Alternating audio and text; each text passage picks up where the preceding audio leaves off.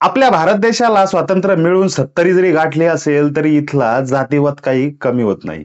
जातीवाद आणि जातीवादावरती या मनुस्मृती वर्गातली चालणारी माणसं ही बौद्ध समाजाला टार्गेट करण्याचा प्रयत्न सुद्धा इथे करतात. हे 100% खरं आहे.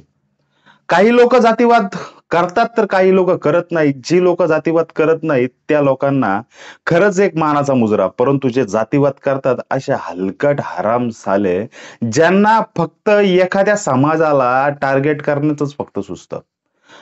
रमाबाई नगर घाटकोपरचा तो भीषण हल्ला असू दे किंवा त्याच्यानंतर खैरलांची हत्याकांड असू दे, जाधव फॅमिलीवरती होणारा तो काय अपघात असू दे, परंतु याच्यानंतर कितीतरी वर्ष बौद्ध समाज हा सातत्याने इतर समाजाशी लढतोय सुद्धा. परंतु ह्याच लढणारा समाज जर का आपल्या पुढे जर का गेला तर यांच्या पोटात दुखायला नको, परंतु दुखतंय सुद्धा. कारण आपल्यापेक्षा कोणी मोठं होऊ नये, कारण यांना हे शूद्र आहेत किंवा आपण क्षत्रिय आहोत असं मनुवादाप्रमाणे यांच्या डोक्यामध्ये फीड झालेलं आहे. परंतु हे हल्ले होण्याचं कारण आणि हे हल्ले आता असेच चालू राहतील का, किंवा या गोष्टींना प्रतिकार आपण कुठपर्यंत करायचं हे सुद्धा इथल्या प्रत्येक बौद्ध तरुणाने ठरवलं सुद्धा पाहिजे. परंतु आजची पोरं ही बंडखोर वृत्ती किंवा एखाद्या समाजाबरोबर किंवा आपण ज्या गावात राहतो तिथे नक्की ग्रामपंचायतीमध्ये काय चाललंय किंवा नक्की गावामध्ये काय चाललंय, 15% निधी आणि तो नक्की कुठे वापरला गेला याची विचारपूस साधी करू शकत नाही का? कारण विविध क्षेत्रांमधून जर का डॉक्टर बाबासाहेब आंबेडकरांनी तयार केलेले संविधान आणि त्यामधला कायदा, या कायद्यानुसार प्रत्येकाला इथेशी समान अधिकार किंवा इथे जगण्याचा अधिकार प्राप्त झाला आणि त्याच्यानुसार जरी भारत देश आपला चालत जरी असेल तरी महाराष्ट्रामध्ये आणि महाराष्ट्राच्या बाहेर सुद्धा जातीवाद हा होतोच. समाजामध्ये किंवा जातीपातीमध्ये भांडणं लावणं असाच एक जातीवाद किंवा या जातीवादावरती चालणारी माणसं ही सुद्धा आपल्याला कितीतरी ठिकाणी बघायला मिळतात. असाच एक अकलूज मधील बाभुळगाव या गावामध्ये असा जातीवादी तेढ निर्माण झाला आणि एका व्यक्तीचे पाय तोडण्यात आले. त्या व्यक्तीचं नाव आहे ते म्हणजे अरुण दळवी. नक्की प्रकरण काय आहे हेच आपण या व्हिडिओमधून समजून घेऊया.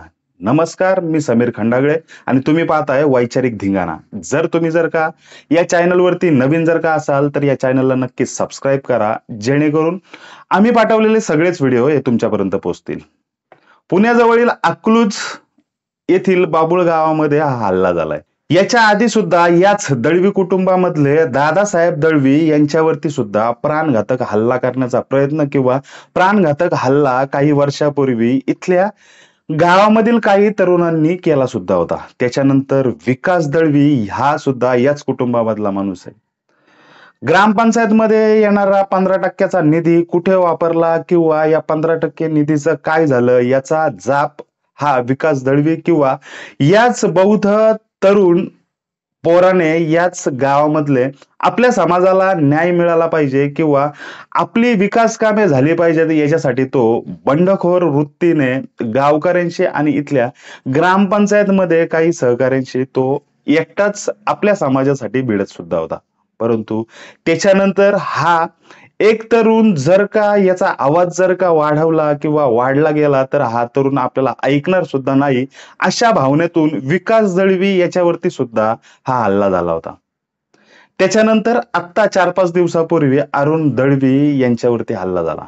अरुण दळवी यांना बोलावून त्यांचे दोन्ही पाय तोडण्यात आले. दोन्ही पायांच्या जखमा किंवा जर त्यांच्यावरती इतका मोठा प्राणघातक हल्ला जर का होतोय तर इथली मीडिया गप्प का? म्हणजे इथली मीडिया जातीवादी आहे का? कारण ज्या कारणावरून किंवा जे कारण तुम्हाला दाखवायचं असतं ते कारण तुम्ही दाखवत नाहीत आणि भलत्या ना सलत्या बातम्या तुम्ही तुमच्या चॅनलवरून सोडता. परंतु अशा प्रकारचा किंवा बौद्ध तरुणावरती किंवा बौद्ध समाजावरती होणारा हल्ला जर का तुम्हाला दाखवायचा जर का नसेल किंवा तुमच्या मनामध्ये जर का काही जातीवाद जर का असेल तर हा जातीवाद किती आहे हे सुद्धा समजतं. कारण तुम्ही बाकीच्या गोष्टी सगळ्या दाखवू शकता, परंतु या गोष्टी दाखवायला तुम्हाला कदाचित लाज सुद्धा वाटत असेल. काही जागृती न्यूज किंवा 2-3 असे चॅनल आहेत जे बौद्ध समाजाच्या तरुणांनी सुरू केलेले आहेत. त्यांनी ह्या बातमीचा प्रसार केला आणि बौद्ध लोकांच्या समोर ही बातमी समजली. परंतु काही चॅनलवाल्यांनी आणि मीडियानी ही गोष्ट दाखवली सुद्धा नाही. महाराष्ट्रामधल्या आपण कितीतरी घटना जर का बघितल्या तर बौद्ध तरुणांवरती कितीतरी हल्ले किंवा या बंडखोर वृत्तीच्या पोरांना येथे मारलं सुद्धा जातं. कारण जे या समाजाविरुद्ध चालणाऱ्या प्रथा किंवा समाजाला ज्या काही गोष्टी अपेक्षित नाहीत आणि त्याच गोष्टी जर का गावकऱ्यांकडून जर का याच बौद्ध तरुणांना जर का मिळत जर का असतील तर ते इथे प्रतिकार करण्याचा किंवा त्यांना उत्तर देण्याचा इथे प्रयत्न करतात. मागच्या वेळी काही महिन्यापूर्वी एका पोराला उलट झाडाला टांगून त्याला शेतामध्ये बोलून उलट झाडाला टांगून एक वेगळंच कृत्य इथल्या काही समाजकंटकांनी किंवा इथल्या मनुवादी व्यवस्थेत या जातीवादी लोकांनी इथे केलं सुद्धा. परंतु ह्या अशा गोष्टी कुठपर्यंत चालायच्या? कारण संविधानानुसार कायद्यानुसार इथे प्रत्येकाला जगण्याचा अधिकार प्राप्त झाला असताना जर प्रत्येकाला समान न्याय इथे मिळत असताना फक्त बौद्ध तरुणांनाच टार्गेट का केलं जातं? कारण जे कायद्यानुसार जर का आवाज उठवत जर का असतील किंवा एखादी योजना गावामध्ये जर का राबवली जात जर का नसेल आणि हा पैसा जर का मोठमोठ्या नेत्यांच्या किंवा कार्यकर्त्यांच्या खिशात जर का जात जर का असेल तर असे आवाज उठवणारी कितीतरी पोरं या बौद्ध समाजामध्ये आहेत सुद्धा. परंतु हा बौद्ध समाज येथे या पोरांना साथ सुद्धा देतो. कारण असंच अकलूजमधील बाबुळ गावामध्ये होणारी अरुण दळवी यांच्यावरती होणारा प्राणघातक हल्ला आणि त्याच्यानंतर इथल्याच या लोकांनी तहसीलदार ऑफिसवरती एक आक्रोश मोर्चा सुद्धा नेला. डॉक्टर बाबासाहेब आंबेडकरांच्या घोषणा जय भीम असं म्हणत यांनी याच अरुण दळवी यांना न्याय मिळाला पाहिजे याच्यासाठी प्रयत्न सुद्धा आक्रोश मोर्चाच्या माध्यमातून इथले बौद्ध तरुण आणि इथला पूर्ण समाज या दळवी कुटुंबाच्या मागे उभा सुद्धा झालेला आहे. एखाद्या बौद्ध तरुणाने असा जर का आवाज जर का उठवला जो सत्याच्या बरोबर ते असेल असा आवाज जर का उठवला तर त्याला काही मनुवादी व्यवस्थेचे लोक किंवा जातीवादी व्यवस्थेचे लोक प्रतिउत्तर किंवा उत्तर देऊ शकत नाही. कारण त्यांची तेवढी वैचारिक पातळी नसते. जर एखाद्याला अशा पद्धतीतून त्याच्यावरती जीव घेणा हल्ला किंवा तुम्ही पाय तोडण्याचे प्रकरण जर का करत जर का असाल तर तुम्ही किती शंड आहात हे सुद्धा समजून येतं. कारण विचारांशी सामना करावा लागतो. मारणं झोडणं यातला हा पर्याय नसू शकतो. परंतु आपण माणूस असून एखाद्या माणसाला मारणं किंवा माणसाने माणसाशीच डोके फोडणं किंवा त्याला आयुष्यातून संपवणं हे कितपत योग्य आहे? परंतु बौद्ध समाजातील तरुण हे काही समाजावरती होणारा अन्याय किंवा समाजाला न मिळणारा न्याय याच्यासाठी नेहमी झगडत असतात. अशा शूरवीरांना किंवा अशा या बौद्ध तरुणांना एक मानाचा जय भीम सुद्धा. कारण पुढे येणारा काळ हा संघर्षाचा आहे किंवा जातीवादी लोकांकडून किंवा इथल्या मनुवादी व्यवस्थेकडून हा छळ होत राहील सुद्धा. परंतु या गोष्टींना न घाबरता सगळ्यांनी बौद्ध तरुणांनी बौद्ध तरुणांच्या आणि इथल्या प्रत्येक कार्यकर्त्याच्या बरोबर राहणं गरजेचं आहे. याच अकलूजच्या बाबुळ गावातल्या या अरुण दळवींवरती जो काय प्राणघातक हल्ला झाला हा हल्ला झाल्याच्या नंतर असं सुद्धा सांगण्यात येतंय की हेच अरुण दळवी हे वंचितचे कट्टर कार्यकर्ते आहेत. सध्या वंचितची हवा किंवा वंचित हा पक्ष भल्या भल्यांना घाम पडतोय याचं सुद्धा कारण इथे असू सुद्धा शकतं.